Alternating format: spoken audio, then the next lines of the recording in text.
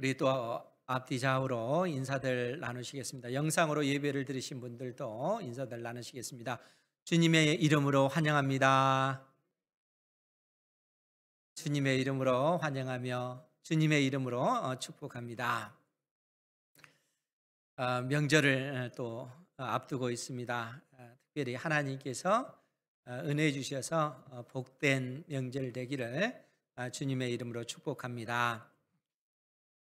우리가 특히 예수 그리스도를 믿는 하나님의 그 자녀들이 꼭 기억해야 될 것이 있습니다. 그것이 뭔가 하면 하나님께서 우리 믿음의 조상 아브라함에게 주신 복에 관한 내용입니다.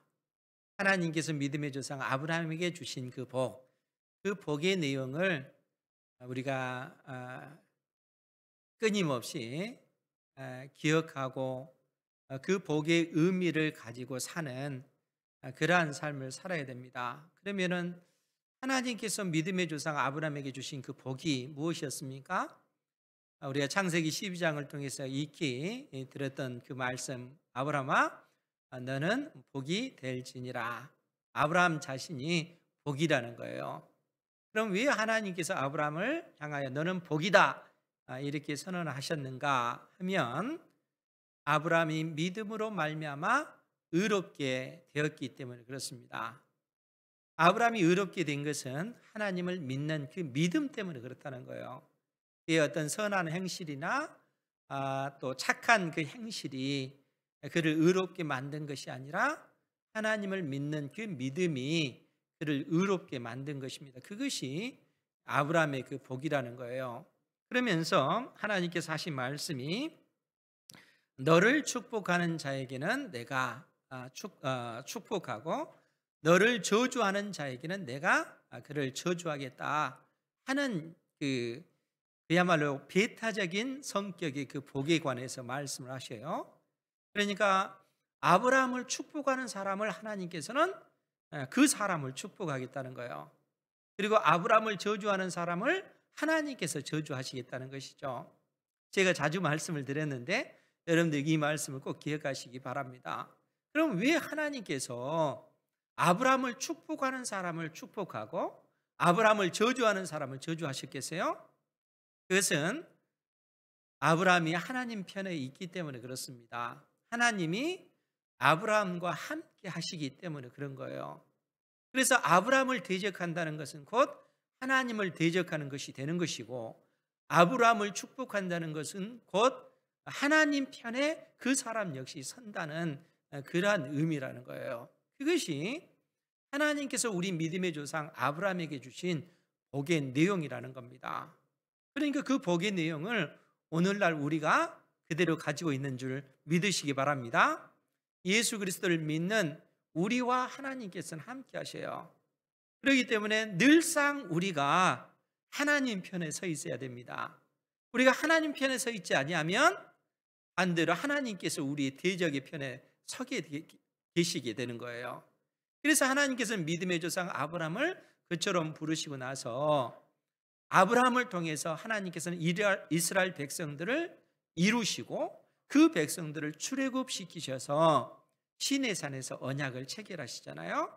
이스라엘 민족과 하나님께서 공적으로 언약을 딱 체결하시는 거예요. 그리고 하나님께서는 이스라엘만의 하나님이 되시고 이스라엘은 하나님의 백성이 되어진 것입니다.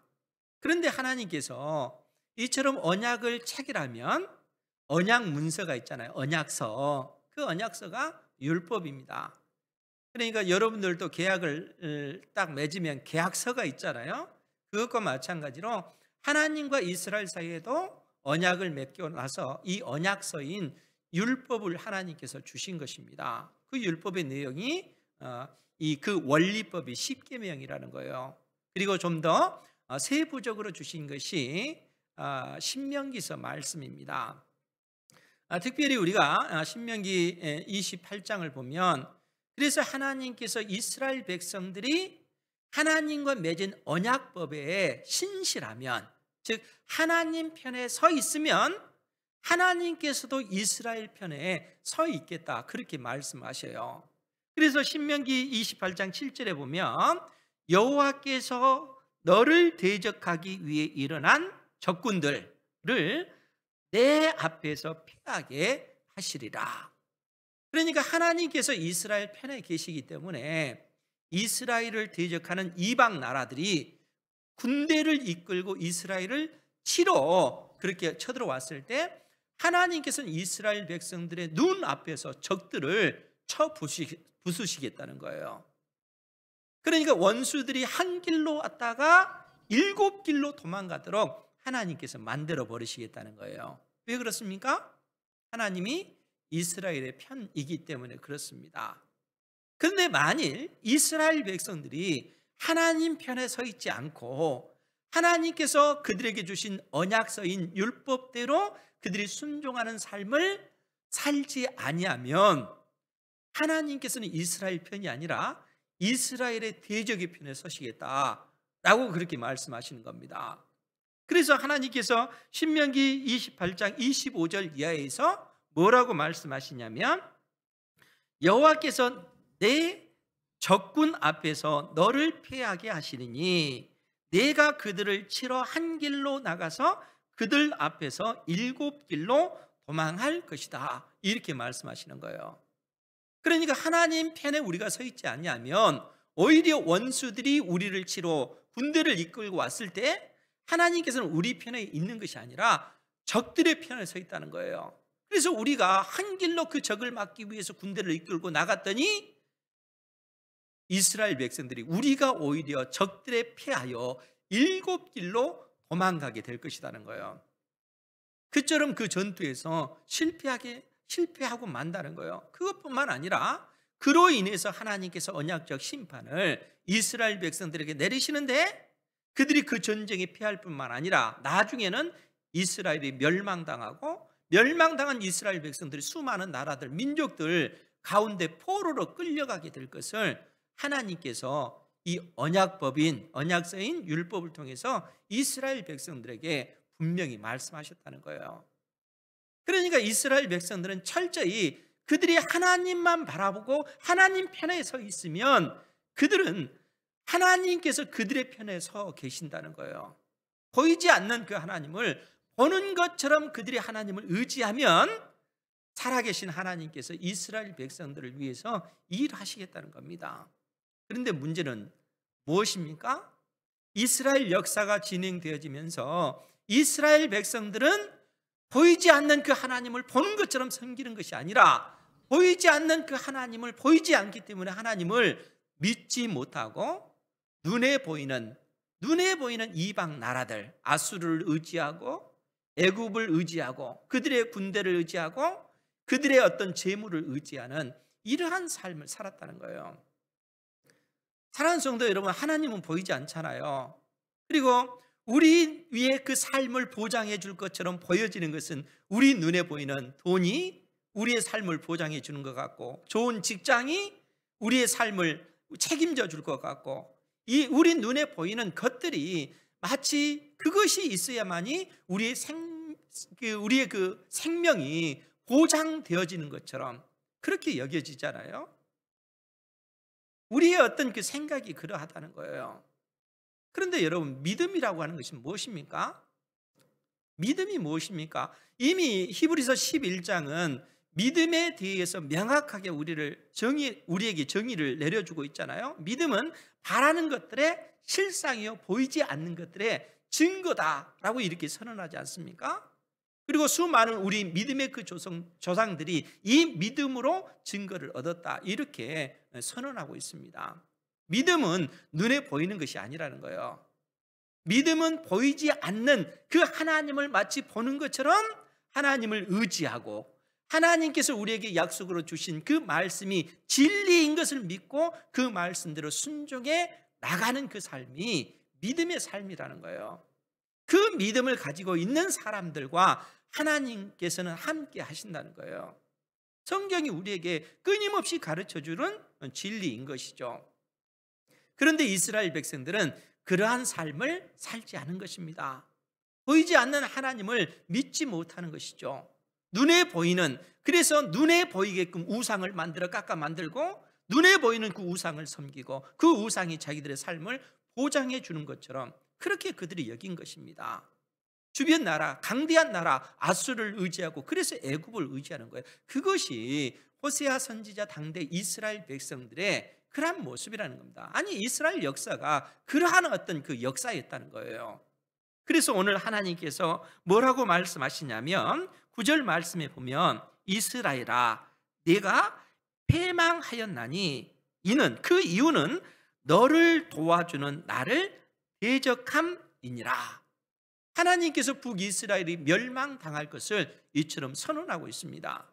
그러면 그 멸망의 그 원인이 어디에 있다고 지금 하나님께서 말씀하고 계십니까?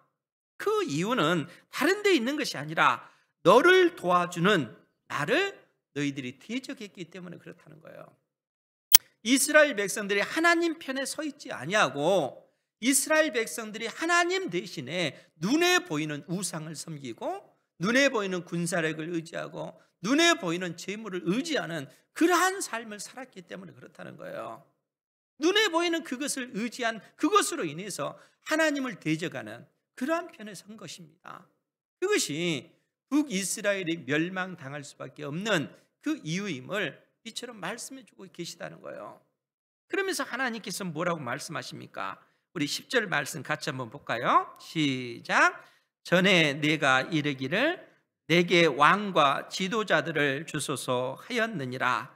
내 모든 성읍에서 너를 구원할 자 곧 내 왕이 이제 어디 있으며 내 재판장들이 어디 있느냐. 아멘.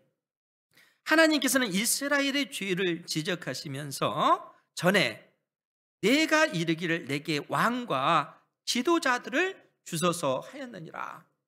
여러분, 이스라엘 백성들이 언제 왕을 요구했습니까?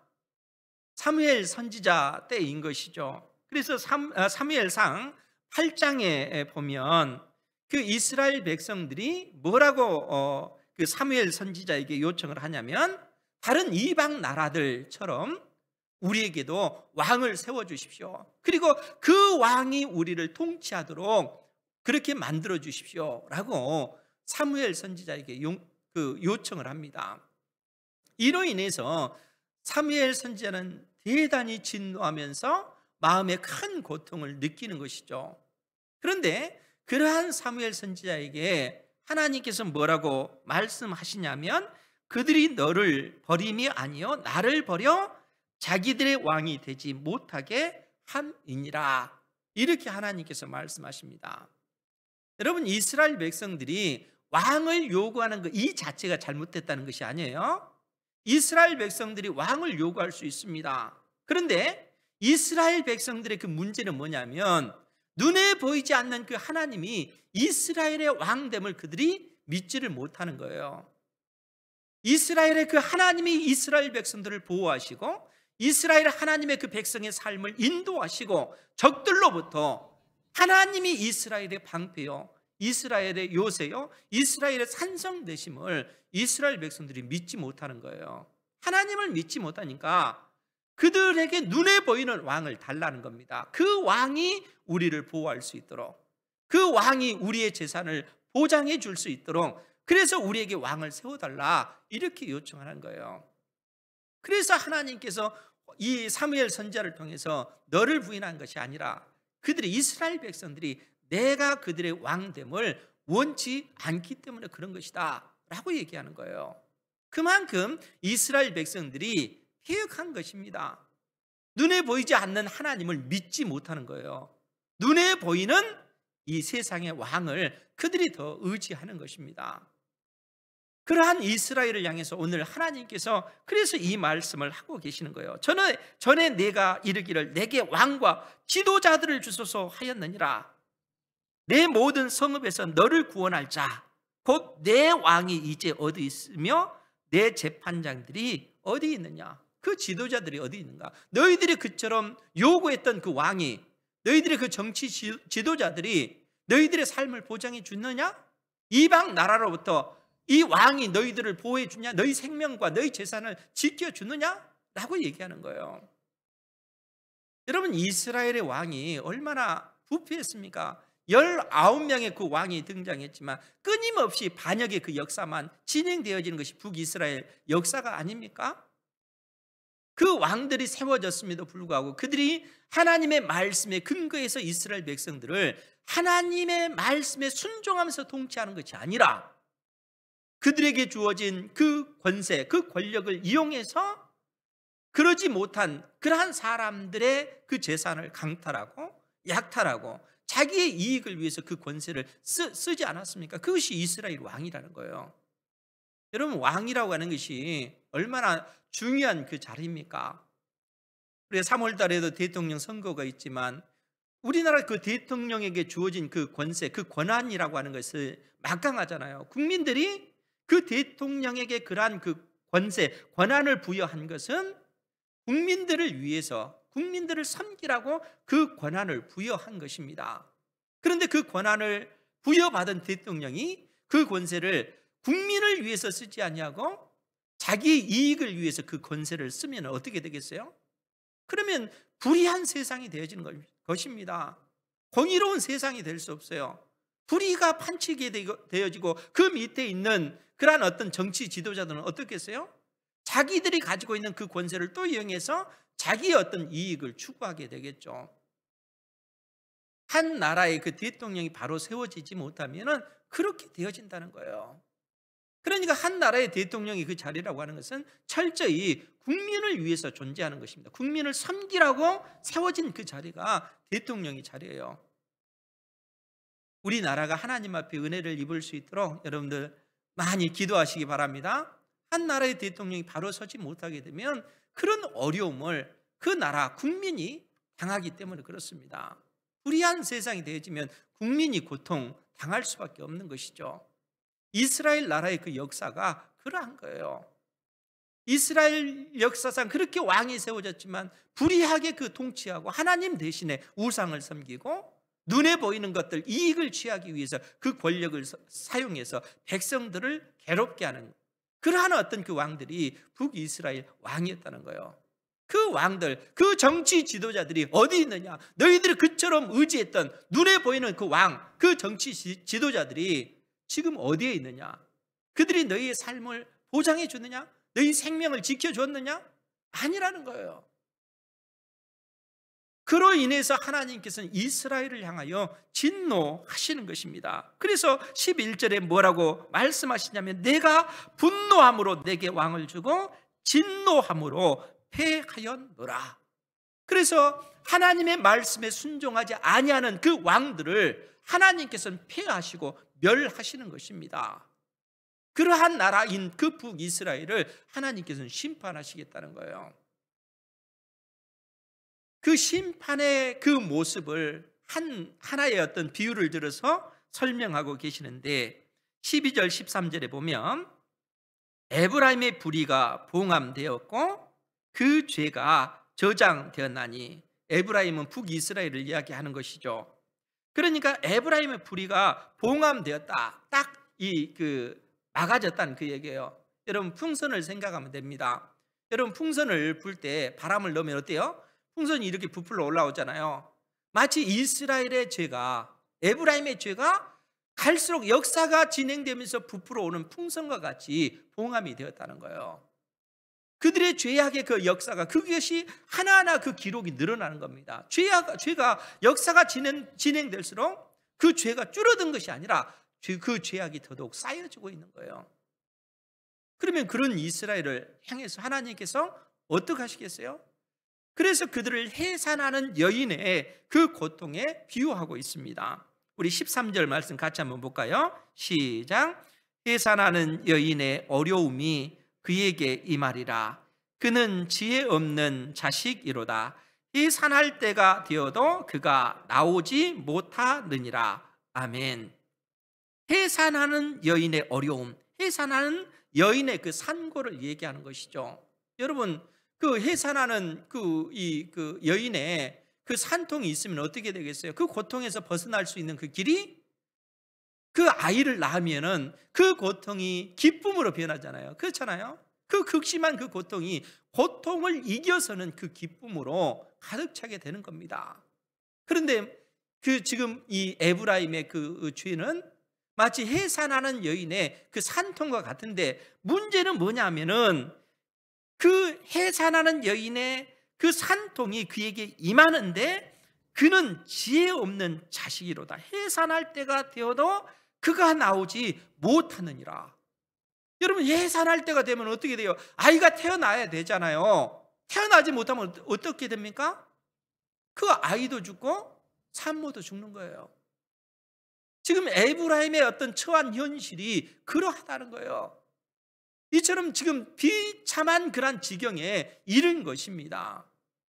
사랑하는 성도 여러분, 에브라임이 하나님께로부터 얼마나 많은 은혜를 입었습니까? 이스라엘 백성 가운데 하나님께서 에브라임에게 베푸신 그 은혜 때문에 15절에서 뭐라고 표현하냐면, 그가, 즉 에브라임이 비록 형제 중에서 결실하나, 이 표현이 무슨 얘기냐면, 에브라임은 형제 중에서 결실, 그 열매 중에서 가장 최상의 열매가 어떤 열매냐? 에브라임이라는 거예요. 열매로 비유하자면, 여러분, 에브라임은 요셉의 둘째 아들이었잖아요. 지난주에도 말씀을 드렸지만 요셉이 두 아들을 낳았는데 므낫세와 에브라임입니다. 그런데 하나님께서 이 에브라임, 둘째인 에브라임에게 장자의 축복을 주셨어요. 그럼 이 축복만 누렸습니까? 그렇지 않고 더 놀라운 복을 받았는데, 그것은 바로 에브라임이 야곱의 아들로 인정이 되어졌다는 거예요. 여러분, 야곱의 아들로 인정되어졌다라는, 야곱의 손자잖아요. 야곱이 요셉을 낳았기 때문에 요셉의 아들이기 때문에 손자인데 야곱의 아들로 인정이 된 겁니다. 즉 야곱의 12아들의 분깃을 받았어요. 12지파 중에 한 지파가 됐다는 거예요. 그래서 에브라임 지파가 만들어진 것입니다. 그런데 에브라임 지파로서만 머문 것이 아니라 이 에브라임은 장자의 복을 받은 거잖아요. 그래서 나중에 북이스라엘 10지파가 북이스라엘을 이루었고, 남유다는 유다와 베냐민 두 지파로 이루어졌는데 10지파의 장자의 역할을 에브라임 지파가 한 거예요. 그만큼 많은 은혜와 그 복을 에브라임이 누렸다는 거예요. 지금 하나님께서 에브라임을 향하여, 북이스라엘을 향하여 그 사실을 언급하면서 지금 하신 말씀이, 그가 비록 형제 중에서 결실하나 동풍이 오리니 곧 광야에서 일어나는 여호와의 바람이라. 그가 그처럼 많은 복을 받았지만 이제 그들의 그 죄로 인해서 이제는 동풍이 올 거라는 거예요. 동풍은 아수르를 이야기하는 거예요. 그러니까 동쪽에서 부는 바람인데 이 아수르를 통해서 하나님께서 북이스라엘을 심판하시겠다는 거예요. 그 심판의 도구로서 여호와의 바람, 동풍은 바로 여호와의 바람인데, 이 동풍으로 인해서 하나님께서는 이 그 북이스라엘의 모든 그 군원을 마르게 만드실 것이고, 그들의 모든 그 보의 그 그릇을 탈취당하도록 만들어 버리시겠다는 거예요. 지금 그 말씀을 하고 있는 거예요. 그래서 그가 비록 형제 중에서 결실하나 동풍이 오리니 곧 광야에서 일어나는 여호와의 바람이라. 그의 근원, 즉 북이스라엘의 그 셈의 근원이 마르고 그의 셈이 마르고 그 쌓아둔 바 모든 보배의 그릇이 약탈되리로다. 그 말은 하나님께서 북이스라엘을 멸망시키겠다는 거예요. 그런데 그 멸망당하는 것의 그 비참함을 16절에서 뭐라고 표현하냐면, 사마리아가, 북이스라엘의 수도가 사마리아예요. 사마리아가 그들의 하나님을 배반하였으므로, 즉 사마리아는 북이스라엘을 대표해서 지금 사마리아라 이렇게 언급하고 있는 거예요. 즉 북이스라엘이 그들의 하나님을 배반하였으므로 형벌을 당하여 칼에 엎드려질 것이요 그 어린아이는 부서뜨려지며 아이 벤 여인은 배가 갈라져서 죽임을 당하리라. 이렇게 얘기하고 있는 거예요. 여러분, 이 얼마나 비참한 그 모습입니까? 그러니까 북이스라엘이 아수르 그 군대에 의해, 그 칼날에 의해서 처참하게 죽임을 당할 뿐만 아니라 그 어린 아이는 부서뜨려진다. 여러분, 부서뜨려진다는 것이 무엇이겠어요? 그 어린 아이를 부서뜨려 버리겠다는 거예요. 시편 137편에 제가 가끔 그 얘기를 하잖아요. 지금 시편 137편은 유다가 멸망당하고 나서 유다 백성들이 하나님 앞에 하소연하면서 고백한 그 기도의 내용이 137편입니다. 그런데 그 137편에 뭐라고 그렇게 언급을 하냐면, 바벨론아, 내가 우리에게 행한 대로 내게 갚는 자는 복이 있으리라. 바벨론을 향해서, 바벨론아, 너희들이 우리에게 행한 대로 그대로 갚음 당하는 그 사람에게 복이 있을 거라. 그대로 갚아주는 그 사람이 복이 있을 것이다 라고 얘기하는 거예요. 그러면서 뭐라고 얘기하냐면, 내 어린 것들을 바위에 메어치는 자는 복이 있으리라. 바벨론의 그 어린 아이들을 그 두 발을 잡고 바위에 메어치는 그 사람 복이 있을 거라는 거예요. 무슨 얘기겠습니까? 바벨론 그 군대가 그 유다의 그 유다 이 나라의 어린 아이를 그처럼 처참하게 죽였다는 거예요. 그런데 그러한 어떤 잔혹한 그 죽임을 바벨론만 한 것이 아니라 아수르 역시 그렇게 했다는 거예요. 그러니까 이 아수르 그 군대가 그 어린 아이는 부서뜨려지며 아이벤 여인은 배가 갈라지라. 그 임산부를 이처럼 잔혹하게 죽인 거예요. 이게 얼마나 처참합니까? 그러니까 북이스라엘이 이처럼 비참하게 멸망당하고 하나님의 그 백성들이 이처럼 비참하게 죽임을 당하는 그러한 모습을 보여주고 있다는 거예요. 여러분, 왜 이런 문제가 발생한 겁니까? 그들이 보이지 않는 그 하나님을 믿지 못했기 때문에 그렇다는 거예요. 하나님은 보이지 않고 눈에 보이는 이 세상 나라, 눈에 보이는 재물, 이러한 것들이 마치 자기의 삶을 보장해 주는 것처럼 그러한 것들을 의지하기 때문에 하나님께서 이스라엘의 원수가 되어버린 겁니다. 하나님을 대적하는 이스라엘 백성들 때문에 이제는 대적하는 그 하나님께서 이스라엘 향하여 이런 심판을 내리시는 거예요. 언약적 심판을 내리고 계시다는 거예요. 그러면 이로써 이스라엘 백성들은 더 이상 소망이 없고 그로써 멸망당하고 끝나고 말까요? 우리 하나님께서는 이처럼 이처럼 당한 그 이스라엘을 구원해 내시겠다라고 얘기하시는 거예요. 이 얼마나 놀라운 하나님의 은혜입니까? 멸망당하고 그 죽임당하고 그래서 끝나는 것이 아니라 죽임당한 그 이스라엘을 다시 일으켜 세우시겠다, 그렇게 얘기하셔요. 그 내용이 14절에 있는 말씀입니다. 그 부분을 보면, 내가 그들을, 이스라엘 백성을 수월의 권세에서 속량하며, 수월이라고 하는 것은 이제 또 음부라고 이렇게 표현하기도 하는데, 죽은 자들이 가는 그 곳을 얘기하는 거예요. 그러니까 우리가 죽으면 저 세상으로 가잖아요. 그러니까 죽음의 권세 아래에 놓여져 있는 그 세계를 수월의 권세다, 이렇게 표현하고 있어요. 내가 그들을 수월의 권세에서 속량한다. 속량한다는 얘기가 뭐겠어요? 값주고 우리를 건져내시겠다는 얘기잖아요. 구원해 내시겠다. 죽음의 세계에서 우리를 건져내시겠다는 거예요, 하나님께서. 이스라엘 백성들, 이미 멸망당하고 이미 죽은 이스라엘 백성들, 그 죽음의 그 권세에서 하나님께서 값주고 건져내시겠다, 그 얘기입니다. 그러면서 뭐라고 얘기하냐면, 그들을 수월의 권세에서 속량하며 사망에서 구속하리니, 같은 의미를 반복하고 있어요. 사망에서 구속하리니, 사망아 내 재앙이 어디 있느냐, 수월한 내 멸망이 어디 있느냐. 사망을 향해서, 죽음을 향해서 내 재앙이 어디 있느냐. 이 재앙이라고 하는 것이 무엇이겠어요? 여기서 이 재앙이라고 하는 이 단어는 전염병을 얘기하는 거예요. 그러니까 여러분, 하나님께서 이스라엘 백성과 언약을 맺고 나서, 언약을 파기했을 때 언약적 그 심판을 말씀하셨는데, 그것이 뭐냐면 칼의 재앙, 적들의 칼에 의해서 죽임을 당하고, 기근에 의해서 죽임을 당하고, 전염병에 의해서 죽임을 당하고, 사나운 짐승에 의해서 하나님께서는 이스라엘 백성들을 향한 진노를 쏟아부으시겠다 말씀하셨습니다. 그러니까 이러한 재앙의 그 결과, 이 재앙의 그 끝은 뭐겠어요? 죽음인 것이죠. 그러니까 지금 사망아 내 재앙이 어디 있느냐, 수월아 죽음의 세계야, 내 멸망이, 파멸이 어디 있느냐.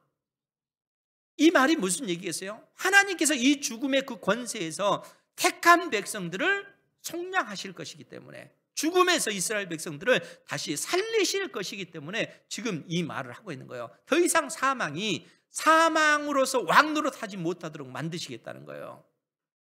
여러분, 이 말씀이 무슨 의미겠어요? 여러분, 죽음이라고 하는 것은 왕노릇하잖아요. 모든 인생이 다 죽기 때문에 이 죽음에서 벗어날 인생은 아무도 없습니다. 제가 이처럼 이렇게 지금은 건강하지만 시간이 되면 어떻게 되세요? 나이가 들면은 주름살도 생기고 몸은 약해지고 나중에는 어떻게 돼요? 나중에는 죽을 수밖에 없어요. 이 땅에서 죽지 않는 인생이 없다는 거예요. 모든 사람은 다 죽습니다. 사망이 왕노릇하는 거예요. 이 사망이 왕노릇하면서 끊임없는 이 우리 인생들에게 여러 가지 그 재앙을 통해서 결국 사망으로 끌어당기잖아요. 모든 인생이 죽을 수밖에 없습니다. 사망 권세 아래 모든 인생이 놓여질 수밖에 없다는 거예요.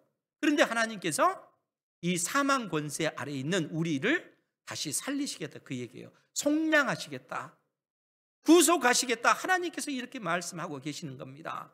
그러면서 뭐라고 이 말씀을 하시냐면 14절 하반절에 뉘우침이 내 눈 앞에서 스물이라.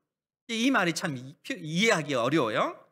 그러니까 수월한 내 멸망이 어디 있느냐? 뉘우침이 내 눈앞에서 스물이라. 이 뉘우침이라고 하는 이 히브리 단어는 그 노함이라고 하는 단어인데 회개, 돌이키는 것, 이것을 의미해요. 그런데 또 다른 뜻이 있는데 불쌍히 여기는 것, 긍휼히 여기는 것, 이 뜻이 있습니다.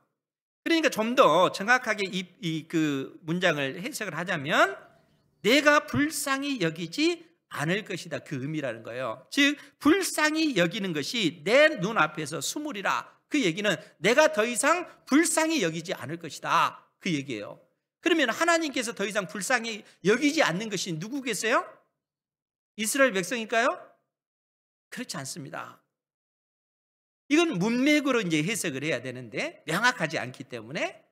그런데 이게 시입니다. 시적인 그 은유적인 그 표현이라는 거예요. 그러니까 이 사망과 이 수호를 향해서 이 사망과 수호를 내가 불쌍히 여기지 않을 것이다, 그 얘기예요. 내가 더 이상 이 사망, 이 그 수월, 이 죽음의 이 권세를 불쌍히 여기지 않을 것이다. 즉 그 얘기는 무슨 얘기겠습니다? 사망을 완전히 하나님께서 멸해 버리시겠다는 거예요. 택한 백성 이스라엘을 그 사망의 권세에서 구원해 내시고 사망을 완전히 멸해 버리시겠다, 이렇게 지금 말씀하고 있는 거예요. 하나님께서 역사 가운데 이러한 일들을 이루실 것을 지금 호세아 선지자를 통해서 보여주고 있는 것입니다. 그렇기 때문에 바울 사도가 고린도전서 15장에서 우리에게 그 사실을 언급해 주고 있습니다. 고린도전서 15장, 우리 다 같이 찾아보도록 하죠. 고린도전서 15장 54절 이하의 말씀을 볼게요.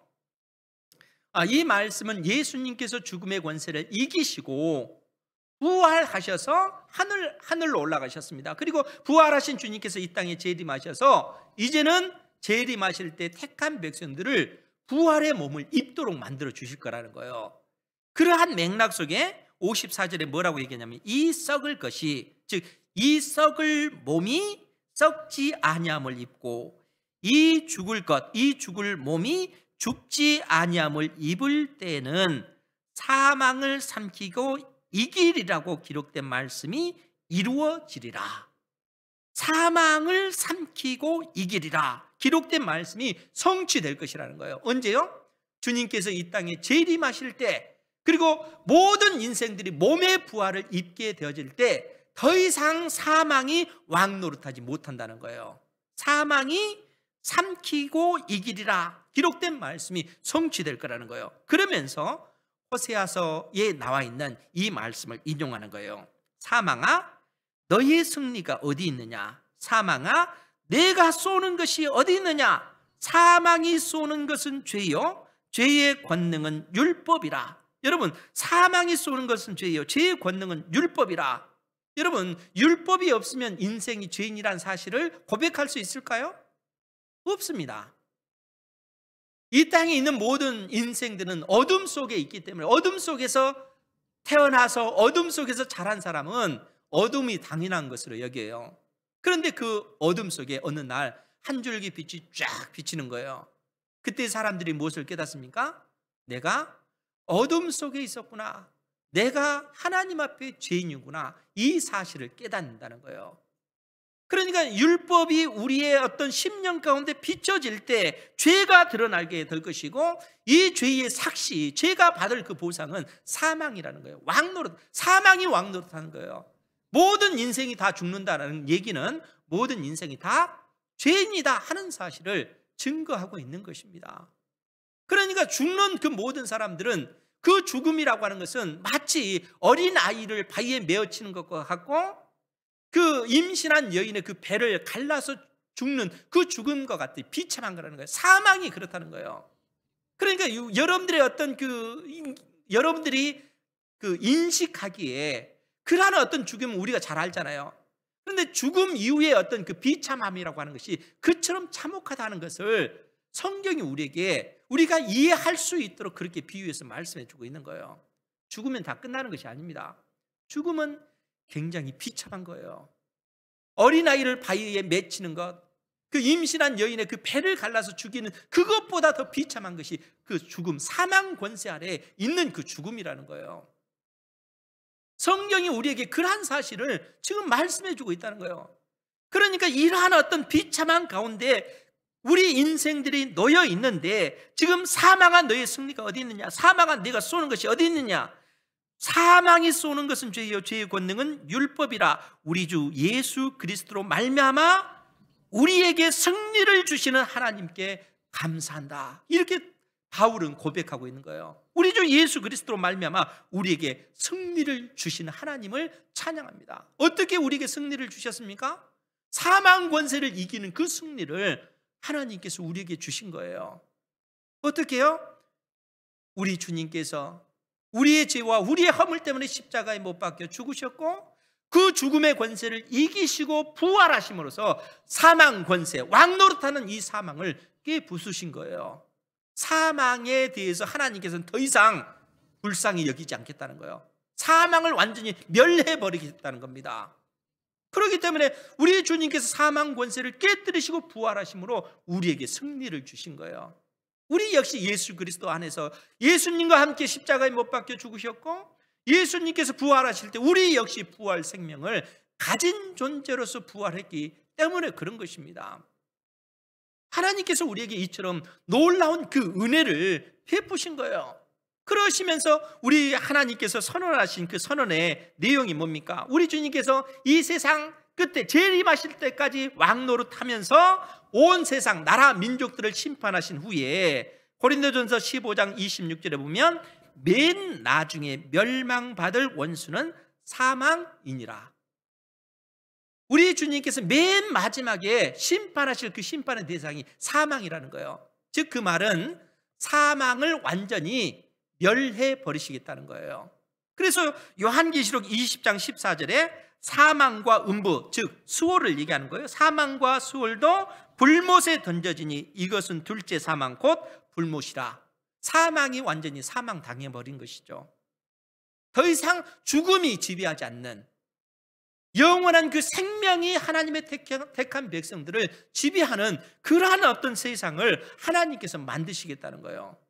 그러니까 이스라엘 백성들을 향하여 장차 하나님께서 이루실 그 일, 하나님께서 이 호세아 서를 통해서 주신 이 말씀, 스오라 내 멸망이 어디 있느냐, 뉘우침이 내 눈앞에서 숨으리라. 내가 더 이상 이 사망, 이 스오를 불쌍히 여기지 않고 완전히 멸해버리겠다. 이 사망 권세에서 택한 백성들을 하나님께서 구원해 내실 것이기 때문에 그렇다는 거예요. 그러니까 역사가 그렇게 진행되어질 것이고, 우리 주 예수 그리스도 안에서 이처럼 놀라운 은혜를 하나님께서 택한 백성들에게 베푸시겠다라고 말씀하고 계시는 것입니다. 사랑하는 성도 여러분, 예수님의 이 부활 생명이 우리에게 있는 줄 믿으시기 바랍니다.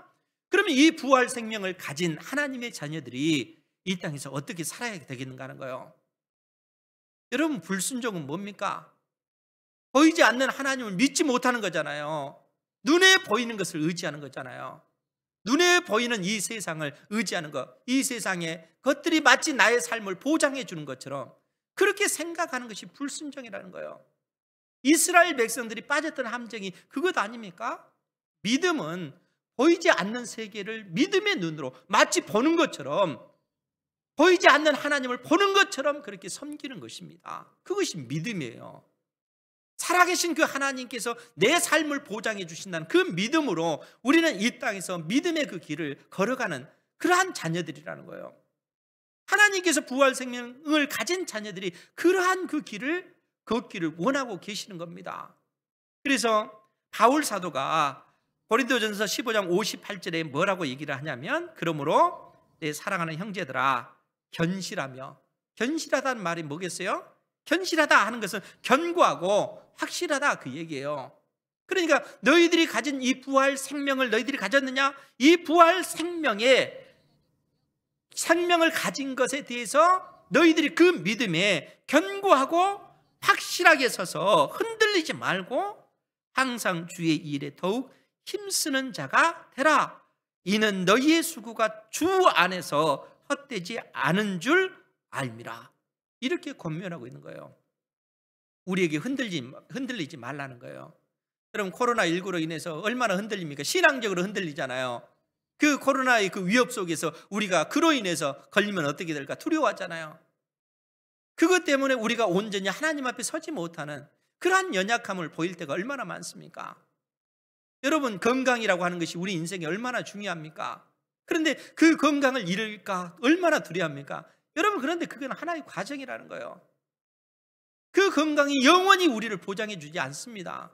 물질이라고 하는 거 얼마나 필요한 것입니까? 그런데 그것이 궁극적으로 우리의 삶을 보장해 주는 것이 아니라는 거예요. 그거는 아침 안개와 같다는 거예요. 잠깐 있다 사라지는 아침 안개, 풀잎에 맺힌 이슬과 같다는 거예요. 그러한 것들은 의지할 것이 못 된다는 거예요. 보이지 않는 그 하나님을 마치 보는 것처럼 우리가 믿으며 그 하나님께서 주신 약속의 말씀을 붙잡고 믿음의 삶을 살아가는 것, 그 삶이 우리의 삶을 보장해 준다는 거예요. 그 믿음으로 걸어가면 하나님께서 내 편이 되어 주신다는 거예요. 하나님께서 나의 편이 되어 주셔서 나를 위해서 일해 주신다는 것입니다. 이 믿음 가운데 여러분들 살아가시기 바랍니다. 하나님께서는 우리를 그러한 믿음의 그 자리로 불러내신 겁니다. 그리고 그러한 우리를 향해서 흔들리지 마라. 이 믿음 위에 견고히 서서 확실하게 서서 흔들리지 말고 그 믿음의 그 길을 걸어가라. 그러면 너희의 수고가 결코 헛되지 않을 것이다. 이렇게 말씀하고 계십니다. 주께서 우리의 심령 가운데 내리시는 이 신령한 말씀을 마음속에 새기셔서 흔들리지 마시고 믿음의 그 길을 걸어가는 우리에게 모든 성도들 되기를 주님의 이름으로 축복합니다. 기도하겠습니다.